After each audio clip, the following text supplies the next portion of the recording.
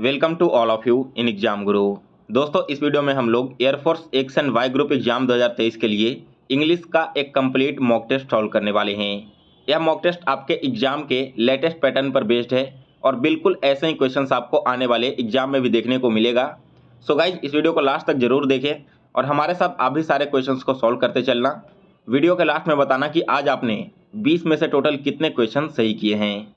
दोस्तों, अगर आप इन सारे क्वेश्चंस का पीडीएफ डाउनलोड करना चाहते हैं तो एक पूरा मॉक टेस्ट आपको पीडीएफ फॉर्मेट में हमारे वेबसाइट examgurujob.com पर मिल जाएगा। मैंने डायरेक्ट लिंक वीडियो के डिस्क्रिप्शन बॉक्स में दे दिया है, तो वीडियो देखने के बाद उस पर क्लिक करके आप वहां से डाउनलोड कर लेना। चलिए दोस्तों, आज का वीडियो स्टार्ट करते हैं। सो गाइज, यहाँ पर क्वेश्चन नंबर 1 से लेकर 4 तक पैसेज से रिलेटेड क्वेश्चन है और पैसेज वाले क्वेश्चन हम लोग सबसे लास्ट में देखेंगे। तो स्टार्ट करते हैं क्वेश्चन नंबर 5 से। 5th क्वेश्चन है, in the following question out of the 4 alternative choose the word which is similar to given word. यानी कि रिवाइल का आपको सिमिलर वर्ड बताना है, क्या होगा। दोस्तों, यह जो रिवाइल है वो एक प्रकार का वर्ब है और इसका मतलब होता है किसी को क्रिटिसाइज करना या फिर किसी की निंदा करना और गाली देना। तो अगर हम इसका सिमिलर वर्ड की बात करें तो ऑप्शन नंबर सी बिल्कुल करेक्ट आंसर है, एब्यूज। एब्यूज का मतलब ही होता है दोस्तों किसी को गाली देना या फिर किसी व्यक्ति की निंदा करना। इसके बाद आगे बढ़ते हैं अगले क्वेश्चन की ओर। तो नेक्स्ट है हमारा question number 6। In the following question out of the 4 alternative choose the word which is opposite in meaning of the given word. Squander word का आपको बताना है कि अपोजिट मतलब क्या होगा। दोस्तों, यह जो स्क्वेंडर है यह एक प्रकार का वर्ब है और इसका मतलब होता है दोस्तों अपव्यय करना या फिर उड़ा देना। अपव्यय करने का मतलब क्या होता है, अत्यधिक खर्च करना। तो हमें इसका अपोजिट वर्ड ढूंढना है, that is option number D, skimp. Skimp का मतलब होता है दोस्तों मितव्ययी, यानी कि ऐसा व्यक्ति जो कंजूस हो या फिर जो कम पैसे खर्च करता हो। तो स्कैंडर का मतलब होता है अपव्ययी, जिसका मतलब होता है बहुत ज़्यादा खर्च करने वाला, और इसका जस्ट अपोजिट हो जाएगा स्किम्प, जिसका मतलब है मितव्ययी। इसके बाद देखते हैं अगला क्वेश्चन। नेक्स्ट है question number 7th। 4 words are given out of which only 1 word is spelled correctly choose the correctly spelled word. Centuries word का 4 स्पेलिंग दिया गया है, आपको बताना है कि इसमें से करेक्ट स्पेलिंग कौन सा होगा। तो दोस्तों, सेंचुरीज वर्ड का करेक्ट स्पेलिंग है SANCTUARIES। That is option number D इस क्वेश्चन का करेक्ट आंसर है। और सेंचुरीज क्या होता है दोस्तों, ऐसा एरिया जहां पर वाइल्ड बर्ड एंड एनिमल्स वगैरह को प्रोटेक्ट किया जाता है, वहां पर उसे रिजर्व किया जाता है, ऐसे प्लेस को हम सेंचुरीज बोलते हैं। इसके बाद अगला क्वेश्चन है 8 से लेकर 10 तक, जिसमें आपके सेंटेंस दिए गए हैं और आपको बताना है कि सेंटेंस के किस पार्ट में एरर है। तो पहला सेंटेंस यहाँ पर है, he had already sent me message that his arrival was scheduled for Thursday. और अगर किसी भी पार्ट में एरर नहीं है तो आप डी ऑप्शन सेलेक्ट कर सकते हो, नो एरर का। यहाँ पर देखो क्वेश्चन नंबर 8 में जो आपका सेंटेंस है वो कंप्लीटली इनडेफिनिट टेंस में है। तो यहाँ पर जो आर्टिकल यूज किया जाएगा ना वो भी इंडेफिनिट टेंस का होगा। सेंट मी के बाद में आर्टिकल जो आपका यहाँ पर यूज होगा वो इंडेफिनिट टेंस का होगा, दैट इज ए आर्टिकल का यूज किया जाएगा। और अगर आप यहाँ पर ए आर्टिकल का यूज कर देते हो तो पूरी तरह से सेंटेंस करेक्ट हो जाएगा, फिर इसके किसी भी पार्ट में एरर नहीं है। इसके बाद अगला क्वेश्चन है question number 9th। Science and technology and their fallouts do not complete human culture. तो जल्दी से कमेंट करके बताइए 9th क्वेश्चन के किस पार्ट में एरर है। यहाँ पर देखिए, साइंस एंड टेक्नोलॉजी, ठीक है, ये दोनों के दोनों क्या है, एक कंपाउंड सब्जेक्ट है क्योंकि एक साथ मिल के बना हुआ है। तो जब भी यहाँ पर कंपाउंड सब्जेक्ट की बात होती है ना तो दियर का यूज नहीं किया जाएगा, इसकी जगह इट्स का यूज किया जाएगा। क्योंकि दियर का यूज कब किया जाता है दोस्तों, जब हम दो अलग अलग वस्तुओं की बात कर रहे हों। लेकिन साइंस और टेक्नोलॉजी एक कंपाउंड सब्जेक्ट है, यानी कि दोनों एक ही साथ आते हैं, इसलिए हम यहाँ पर दियर का यूज ना करके इट्स का यूज करेंगे। जैसे देखो, इसका एक और एग्जाम्पल मैं आपको समझाता हूँ। सेकेंड ऑप्शन आपका क्या है, इंफॉर्मेशन टेक्नोलॉजी। यहाँ पर कहने को तो 2 वर्ड है, एक है इंफॉर्मेशन, दूसरा है टेक्नोलॉजी, लेकिन यह एक साथ जब आता है किसी सेंटेंस में तो एक कंपाउंड सेंटेंस का बोध कराता है और इस वजह से हम इसे सिंगुलर फॉर्म में मानते हैं और यहाँ पर हमने देयर की जगह पर इट्स का यूज कर दिया है। तो आशा करता हूँ कि आपने यहाँ पर के कॉन्सेप्ट को समझ लिया होगा। इसके बाद अगला क्वेश्चन देखते हैं, question number 10। The angry bird flap her wings flies a short distance and returns.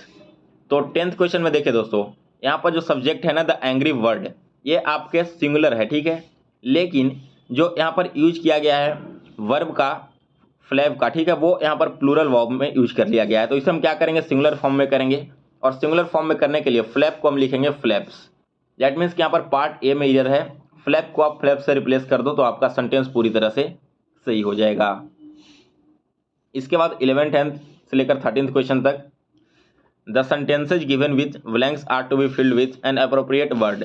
यहाँ पर आपके तीनों क्वेश्चंस में खाली स्थान दिए गए हैं और आपको उस खाली स्थान को फिल करना है। तो देखिए 11th क्वेश्चन है, the clock has dash for want of winding. यहाँ पर आपको बताना है कि खाली स्थान की जगह पर कौन सा वर्ड यूज किया जाएगा। देखिए 11th क्वेश्चन में यूज किया जाएगा रन डाउन का। The clock has run down for want of winding, यानी कि हवा की कमी से, हवा नहीं चल रहा है, इस वजह से जो क्लॉक है वो बंद पड़ गया है। रन डाउन कहने का मतलब होता है दोस्तों बंद पड़ जाना या फिर किसी भी चीज़ का खराब हो जाना, इसलिए यहाँ पर option number A correct answer है। इसके बाद अगला क्वेश्चन है 12th number, few people know that flowers use textures to dash different kind of insects. यहाँ पर देखो फ्लावर क्या करता है, इंसेक्ट्स को अपनी ओर अट्रैक्ट करता है ताकि वो उसका नेक्टर निकाल कर जाए और उससे मध बनाएं। तो हम यहाँ पर क्या करेंगे, खाली स्थान की जगह पर यूज करेंगे अट्रैक्ट वर्ड का। ऑप्शन नंबर सी इस क्वेश्चन का करेक्ट आंसर है। यहाँ पर सेंटेंस में क्या कहा गया कि बहुत कम ही लोग ऐसे हैं जो जानते हैं कि जो फ्लावर है वो टेक्सचर का उपयोग करती है अलग अलग तरह के इंसेक्ट्स को अपनी ओर अट्रैक्ट करने के लिए। इसके बाद 13th क्वेश्चन है, they abandoned their comrades dash the wolves. 13th question में दोस्तों यहाँ पर क्या यूज किया जाएगा, यहाँ पर यूज किया जाएगा अमंग का। ऑप्शन नंबर डी इस क्वेश्चन का करेक्ट आंसर है। और अमंग का यूज कब किया जाता है, जब दो से अधिक वस्तुओं के लिए बोध करवाया जा रहा हो। तो दे क्या है, दे का मतलब होता है दोस्तों बहुत सारे लोग, तो इसके साथ हम क्या करेंगे, अमंग का यूज करेंगे। वही अगर दो व्यक्तियों के बीच की कोई बात हो रही होती तो यहाँ पर हम खाली स्थान की जगह पर बिटवीन यूज करते हैं। इस कॉन्सेप्ट पर बहुत बार एग्जाम में क्वेश्चन आता है, तो इसे आप भूलना मत। बिटवीन का यूज किया जाएगा जब दो लोगों के बीच की बात हो रही हो, और अमंग का बात किया जाएगा जब बहुत सारे लोग हों। जैसे देखो, father distributed 10,000 rupees between her two sons, ये आपका पहला सेंटेंस हो गया। सेकंड सेंटेंस क्या होगा, this man distributed all his money among the villagers. यहाँ पर कहने का मतलब क्या होगा कि बहुत सारे लोग रहते हैं विलेज में, तो उन सभी के बीच में अपना पैसा डिस्ट्रीब्यूट कर दिया। और पहले सेंटेंस में मैंने आपको क्या बताया था कि अपने दोनों बेटों के बीच में पैसा डिस्ट्रीब्यूट किया है। तो जब भी दो लोगों की बात हो तो बिटवीन का यूज करो, दो से ज़्यादा लोग हो तो अमंग का यूज करो। इसके बाद 14th क्वेश्चन है, in each of the question 4 alternatives are given for the idiom phrase, choose the alternative which best expresses the meaning of the idiom phrase. यहाँ पर आपको बताना है विथ वन वॉइस, इसका मतलब क्या होता है दोस्तों। विथ वन वॉइस का मतलब होता है अनएनिमसली, ठीक है, यानी कि विथ एवरी वन एग्रीइंग, यानी कि जिसमें हर किसी की सहमति हो। तो करेक्ट आंसर है दोस्तों ऑप्शन नंबर सी अनएनिमसली, ठीक है। इसका मतलब क्या होता है कि हर किसी की जिसमें सहमति होनी चाहिए। इसके बाद अगला क्वेश्चन है 15 number, in the following question out of the 4 alternative choose the one which can be substituted for the given word या sentences. Drug which causes people to sleep easily, यानी कि ऐसे ड्रग जिसके लेने की वजह से लोग जल्दी सो जाते हैं, तो ऐसे ड्रग्स को हम बोलते हैं बिग्यूल, यानी कि सी ऑप्शन इस क्वेश्चन का करेक्ट आंसर है। इसके बाद अगला क्वेश्चन है 16 number, given below are 4 sentences 3 of which are jumbled, pick the option that gives the correct order. यहाँ पर देखिए आपके 4 सेंटेंस दिए गए हैं, इन चारों सेंटेंस में से सही वे में अरेंज करके आपको एक मीनिंगफुल पैराग्राफ बनाना है। तो देखिए यहाँ पर 4 ऑप्शंस हैं ए, बी, सी और डी। इसमें अगर आप ध्यान से देखोगे तो आपका सेंटेंस स्टार्ट होगा ऑप्शन नंबर डी से, the uninformed man and women are our unsung heroes. इसके बाद क्या होगा, यहाँ पर जो अनइन्फॉर्म्ड मैन है और वुमेन है वो हमारे अनसंग हीरोज हैं। अब अगला जो सेंटेंस आपको खोजना है वो इसी से रिलेट होना चाहिए। तो देखिए बात हो रही है मैन एंड वुमेन की, और इसमें दे के साथ सेंटेंस स्टार्ट हुआ है। दैट मीन्स कि अभी किसे डिनोट कर रहा है, मेन और वुमेन को कर रहा है। तो डी के बाद हमारा सी आ जाएगा। सी सेंटेंस क्या कहता है, they make countless sacrifices for the nation and keep us safe from our enemies, यानी कि वो सैकड़ों बलिदानियाँ देते हैं और हमें दुश्मनों से सुरक्षा प्रदान करती हैं। इसके बाद क्या होगा, yet we often fail to appreciate the sacrifices that they make, यानी कि इसके बावजूद हम उनके सेक्रीफाइसेज को अप्रिसिएट नहीं कर पाते। And we even fail to recognise that their call of duty keeps their they away from their family, यानी कि हम ये भी भूल जाते हैं कि उनकी जो ड्यूटी है इस वजह से वे लोग अपने परिवार से दूर रहते हैं। तो आपका सही अरेंजमेंट क्या होगा? DCBA। दैट मीन्स कि ऑप्शन नंबर बी इस क्वेश्चन का करेक्ट आंसर है। इसके बाद अगला क्वेश्चन है 17 number. In these questions the sentence have been given in active और पैसिव वॉइस।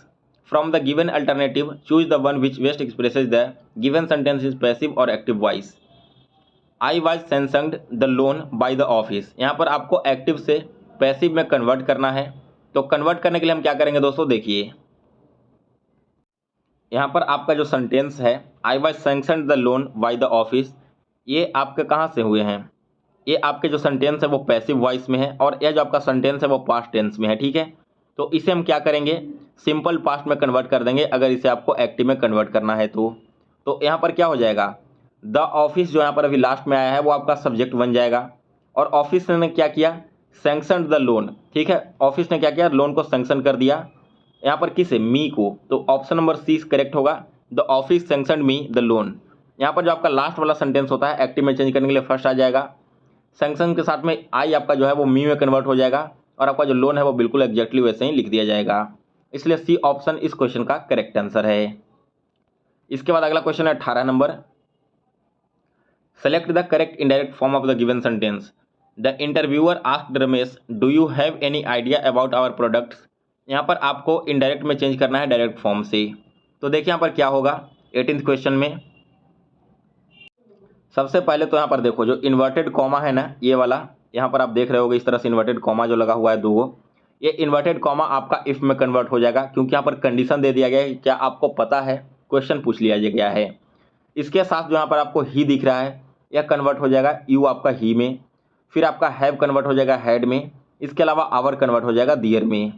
इस तरह से जब आप इसका डायरेक्ट फॉर्म से इनडायरेक्ट करोगे तो आपका सेंटेंस बनेगा, the interviewer asked Ramesh if he had any idea about their product, यानी कि इंटरव्यूअर ने रमेश से पूछा कि क्या उन्हें कोई आइडिया है उनके प्रोडक्ट के बारे में। नेक्स्ट है 19th एंड 20th क्वेश्चन। यहाँ पर भी आपको खाली स्थान को फिल करना है। When will you hand dash your assignment, यहाँ पर कि तुम कब अपना असाइनमेंट जमा करोगे या फिर मुझे सौंपोगे, तो यूज किया जाएगा इनका। When will you hand in your assignment, यानी कि कब तुम अपना असाइनमेंट मुझे सौंपोगे। नेक्स्ट यहाँ पर है question number 20। The housewife dash the cakes burning and ran to switch off the oven. यहाँ पर 20 में क्वेश्चन में क्या होगा, the housewife smelled the cake, यानी कि उसने जैसे ही केक का स्मेल उसके नाक में गया वो दौड़ी, यानी कि यहाँ पर केक जल रहा था और स्विच ऑफ की जल्दी से ओवन को। ऑप्शन नंबर सी इस क्वेश्चन का करेक्ट आंसर होगा। पास्ट टेंस में सेंटेंस था इसलिए हमने वर्ब का तीसरा फॉर्म यहाँ पर यूज किया है। चलिए दोस्तों अब लास्ट में हम पैसेज वाले क्वेश्चंस को भी देख लेते हैं। तो ये रहा पैसेज, आप एक बार वीडियो को रोक करके पूरे पैसेज को अच्छे से पढ़ लीजिए, फिर हम इसके बाद क्वेश्चंस को सॉल्व करेंगे। यहाँ पर पैसेज का नीचे वाला पार्ट भी है, आप दोनों पार्ट को पढ़ लेना और इसके बाद इसका थर्ड पार्ट है। तो चलिए अब इसके क्वेश्चन देखते हैं। सबसे पहला क्वेश्चन है व्हाट आर साइंटिस्ट डूइंग, यानी कि साइंटिस्ट अभी क्या कर रहे हैं। तो देखिए इस क्वेश्चन का करेक्ट आंसर आपको फर्स्ट पार्ट में मिल जाएगा। साइंटिस्ट के बारे में यहाँ पर बताया गया है कि creating the perfect diet for each of us, यानी कि यहाँ पर जो साइंटिस्ट हैं वो हम सभी के लिए अलग अलग परफेक्ट डाइट बना रहे हैं। ऑप्शन नंबर सी इस क्वेश्चन का करेक्ट आंसर है। इसके बाद सेकंड क्वेश्चन है what does J Bruce German से, जो जे ब्रूस एक जर्मन है उन्होंने क्या कहा, तो उन्होंने कहा दोस्तों कि the food we like is the healthiest one of us, यानी कि बी ऑप्शन इस क्वेश्चन का करेक्ट आंसर है।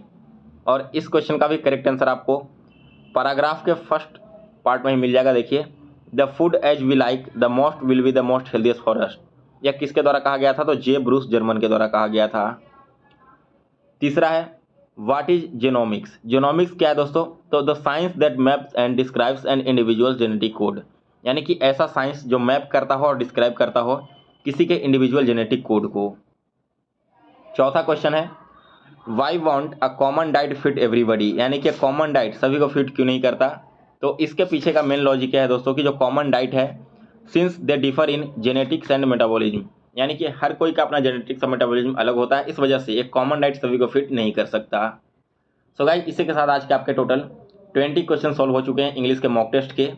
आप कमेंट करके बताना कि 20 में से आपने आज टोटल कितने क्वेश्चन सही किए हैं। और वीडियो पसंद आया हो दोस्तों तो इसे लाइक करें।